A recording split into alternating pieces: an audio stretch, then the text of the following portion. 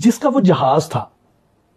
ہمارے air chief کو تو پتا تھا کہ ہم نے اپنے جو لڑکے ہیں اپنے پائلٹ ہیں ان کی یہ تربیت کی ہوئی ہے اور یہ ہمارے پاس کیپیبلٹی ہے, یہ کیپیسٹی ہے اور ہم یہ کر گزریں گے. تو جو چائنا ہے جس نے وہ جہاز بنائے تھے, کیا اس کو ہمارے سے یہ توقعات تھیں کہ ہم اتنا بڑا کارنامہ کر گزریں گے؟ بڑی صاحب میرا نہیں خیال چائنا کو توقعات تھی. پہلی اس کی میں لاجک کے بیک گراؤنڈ میں یہ کہنا چاہوں گا کہ یہ جہاز 3 سال سے پاک فضائی اڑا رہی تھی, کسی دوسرے ملک نے آرڈر نہیں کیا تھا چائنا کو. پہلی بات تو یہ جو ہم نے ٹیکنیک لڑائی ہے یا کی ہے یا سرپرائز دیا ہے, یہ چائنیز کا میں نے کنفرم کیا بعد میں. انہوں نے یہ ٹیکنیک نہیں اپنے جہاز پہ اپلائی کی تھی اور نہ انہوں نے بریف کیا تھا بائی دا وے. جس طریقے سے مارے ہم نے جہاز, یہ پاک فضائیہ کے پائلٹس کا, الیکٹرانک وارفیئر آفیسرز کا, لیڈرشپ کا, یہ انٹیگریٹڈ ایک فیصلہ, اس کی ریہرسل, اس کا اعتماد اور ایگزیکیوشن تھی کمپلیٹلی. کیونکہ یہ میں آپ کو بتا سکتا ہوں کہ اب تک اتنے ملک اب آپ کے پاس آنا چاہتے ہیں, مڈل ایسٹ سے لے کر چائنا سے لے کر ہر ملک آپ سے رابطے میں ہے, جو پہلے ہمارے ساتھ اس طرح نہیں ہمیں ریلیونٹ سمجھتے تھے. وہ صرف 2 چیزیں آپ سے سیکھنا چاہتے ہیں کہ آپ نے یہ والا کیسے مارا, اتنا بڑا سرپرائز کیسے کیا, اور اس کی ٹریننگ کیسے کرتے ہیں. کیونکہ یہ بہت بڑا سوال تھا ذہن میں کہ اتنی بڑی ایئر کمبیٹ ہوئی, ان کے کوئی 80+ ایئر کرافٹ تھے, ہمارے کوئی 42 تھے.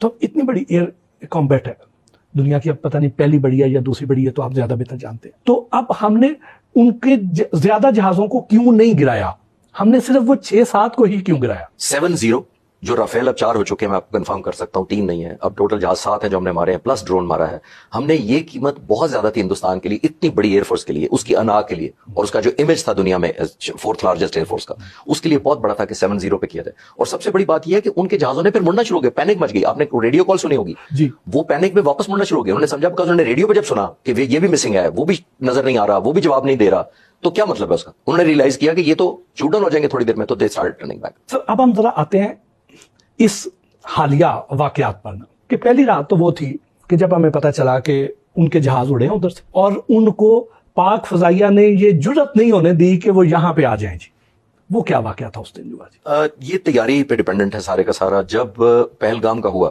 اپریل میں, تو ہندوستان کے وزیر اعظم نے کہا بٹی صاحب کہ ہم پنش کریں گے پاکستان کو. تو میں پاک فضائیہ سے کنفرم کر سکتا ہوں آپ کو کہ 6 اور 8 گھنٹے کے درمیان پاک فضائیہ وار لوکیشن پہ چلی گئی تھی, یعنی وار ریڈی ہو گئی تھی 6 سے 8 گھنٹے میں. اس کے بعد سے پاک فضائیہ سمندروں سے لے کے ناردرن پہاڑیوں تک اڑ رہی تھی اپنی پریزنس شو کرنے میں. اور اس دوران کیونکہ ہمیں پتا تھا, اور ظاہر ہے ایک ٹرسٹ بھی ہوتا ہے اپنے پائلٹس کو ریڈینس کا. یہ بڑی سٹرینج بات ہے. میں کل ایک انڈین جرنلسٹ ہیں ہرجیت سنگھ, ان کا میں پڑھ رہا تھا, اور انہوں نے کہا کہ میں آج تک یہ نہیں ڈائجسٹ کر پا رہا, یہ ابزارب کر پا رہا کہ ود ان 5 منٹس 40 جہاز کیسے کسی ایئر فورس کی ہوا میں جا سکتے ہیں, اور وہ بھی رات کو 12 بجے. یعنی پاک فضائیہ کی الرٹنس دیکھیں, یہ نہیں تھا کہ ہم دن کو صرف الرٹ تھے. یعنی آپ دیکھیں کیا نوٹس تھا, ان کے جہاز ٹیک آف کیے امبالہ اور مختلف بیسز سے, سامنے ان کے رافیل جہاز سے, رافیل جہاز, اس کے پیچھے Su-30 میراج 2000 MiG-29 جہاز سے. اب آپ پوچھ سکتے ہیں کہ رافیل سامنے کیوں رکھتے ہیں؟ سامنے اس لیے کہ اس کے میزائل کی رینج 150 کلومیٹر ہے, تو سب سے زیادہ اس کی رینج تھی. اس کا مطلب یہ تھا کہ وہ سب سے پہلے پاکستانی جہازوں کو نشانہ بنائے گا. اسی کے اندر ایئر ٹو گراؤنڈ ویپنس بھی کیری کر رہے تھے. اسکیپ جو بم انہوں نے ہمارے پہ فائر کیے تھے ایئر ٹو سرفیس, وہ بھی انہی جہازوں میں تھے. کچھ جہاز بمس کے ساتھ لوڈڈ تھے اور کچھ ان کے پروٹیکٹ کرنا چاہتے تھے. اب یہ جب پاک فضائیہ نے پک کیا امبالہ سے آتے ہوئے اپنی طرف, ہمارا ایئر بورن ارلی وارننگ ہوا میں تھا, اسے ہوا میں تقریباً 300-350 کلومیٹر پک کر لیا کہ جہاز دشمن کے ٹیک آف کرنا. اکٹھے تو نہیں ٹیک آف کرتے, 10 جہاز آئے ہیں, تھوڑی دیر بعد 6 اور پیچھے سے آ رہے ہیں, پھر 4 پیچھے سے اور آ رہے ہیں, لنک اپ کرتے جا رہے تھے. اس دوران پاک فضائیہ کے پائلٹس کو ظاہر زمین پر جو کچھ ہوا میں تھے, بڑے منیمل, ہر وقت تو آپ 50 جہاز ہوا میں نہیں رکھتے, اسی وقت آرڈر دیا گیا پائلٹس کو کہ وہ ایئر بورن ہو جائے, اور ود ان میرا خیال ہے 3 to 4 منٹ سارے جہاز ایئر میں تھے, 42 کی 42. یہ ایک ریکارڈ ہے. ایک ریکارڈ جیسے میں پہلے کہہ رہا تھا آپ سے کہ یہ ہے کہ 125 جہاز رات کو 12:10 پر. اور دوسرا بٹی صاحب یہ ذہن میں رکھیں کہ سارے کے سارے 125 بیونڈ ویژول رینج میزائل کے ساتھ ہیں, سارے کے سارے, ہر ایک پر 4 سے 6. جی سر, 4 سے 6 میزائل لگتے ہیں ہر جہاز پر.